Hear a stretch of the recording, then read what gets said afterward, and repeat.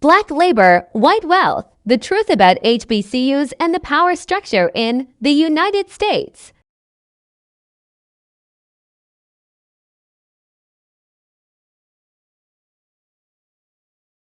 Desegregation was always done in terms that benefited the white power establishment. Broke you down, would take your best to make us strong and eliminate the competition. For decades, historically black colleges and universities were a haven for African-American players, particularly Southern black players who weren't allowed to play for schools like Alabama, Florida, or Texas.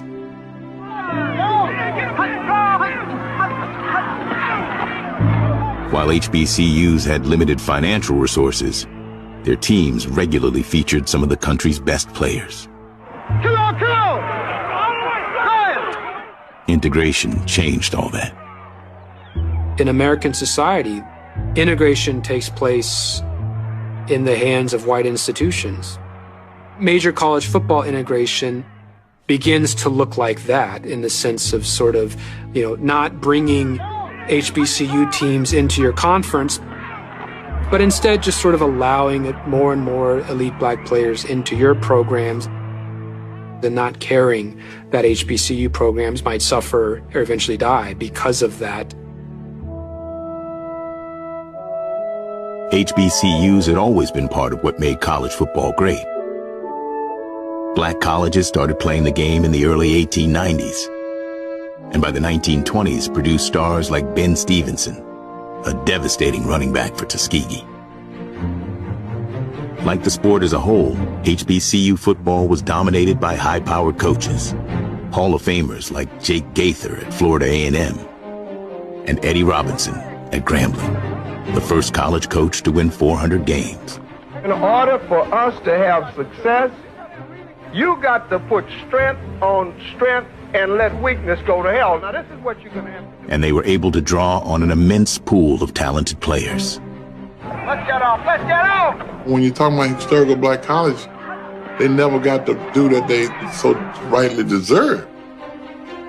You can't tell me the players that we had to come out of the historical black schools was not better or as good as the guys back in those days who was thought of as Heisman Trophy candidates. By the 1960s, it was impossible to ignore how good HBCU football had become. In 1963, the Kansas City Chiefs took Grambling's Buck Buchanan with the first pick in the draft. And over the next 15 years, more than 500 HBCU players were drafted, including some of the best players in pro football history. Alabama, all the schools in the Southeastern Conference who were saying that, blacks weren't good enough to play, which is why Grambling was loaded, why Texas Southern was loaded, why Prairie View was loaded, why Tennessee State was loaded. The first time that ball is snapped, you got to knock hell out of him and let him know one thing, that, boy, you gonna be in trouble this evening. And the type of ball player you are, you should try to take his head off his shoulders. This was an era when Grambling was producing more players in the pros than Notre Dame. This was a golden era for black college football. In 1968, HBCU football felt poised to cross over into mainstream prominence, and Grambling and Morgan State ventured up north for the first time to play a game in the country's biggest market and most famous stadium. I was one of 3 freshmen who made the Morgan State football team. And this was like a huge deal. To go to Yankee Stadium, my first college football game, we went through Harlem, and it was just a whole thing. And you got to remember 1968, Dr. King got assassinated. There were like riots everywhere. This was a time, everything, whether it was a football game, everything was about race. And it flowed into everything you did. So we all knew that there was more at stake. And I remember we went out there for pregame warm-ups. And it was like, people were just coming in, it was just milling in. Big Yankee Stadium's kind of empty. And so we said, oh man, okay, well, you know, what's this about? But it was still just a big deal just to be there. Then we went back inside, you know, to put our stuff on and all that. And then it was time to go out. And I remember going out, and all of a sudden, the place, there was 63,000 people there, and it was unbelievable. There was like the Grambling band, the Morgan band, and when we came out, the place went nuts. And none of us had ever seen these many people before.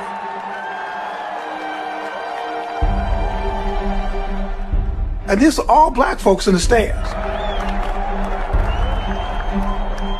It was remarkable.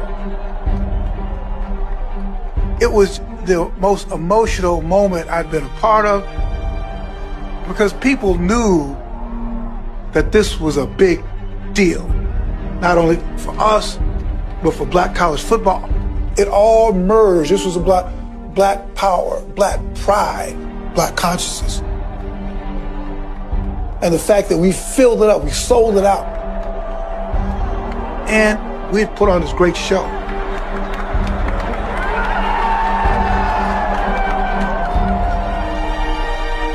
But just as HBCU football was finally getting its moment in the sun, the foundations of its success were about to be eroded by desegregation.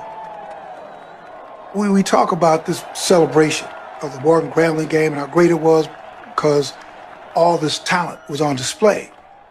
Well, that was great, but it also became a problem, and that became, you know, the beginning of the end of this sort of black dominance. Tell the back where he's going, James. Let's go. All right, let's go. All right, come on. Hurry. And all these great players, we kind of had to ourselves. Now all of a sudden, you began to be recruiting against institutions that you really couldn't really recruit against. All these big white institutions. Rutledge outside to Nathan. He scores. By the end of the 1970s, the starters on Bear Bryant's formerly all-white Alabama team were 40% black, and he'd won 3 more national championships. By 1979, the handwriting was on the wall. It was over. The more the previously all-white schools integrated, the less the top black players across the country were drawn to HBCUs. The era of great HBCU football was done. Since the decline of HBCUs, college football has come to be dominated by formerly all-white schools of the South. 12 of the last 13 national champions are from the South. And the irony is, it's all been accomplished with players they resisted allowing in for so long. It's going to be black labor, white wealth. We're going to take your best, your most valuable people, and put them into our institutions to make us stronger, and at the same time, make yours crumble. And that became the model of integration. All we're asking you, to give it what you got and try to do what we know how to do. Now let's get after it. Come on, let's go. Let's get after it.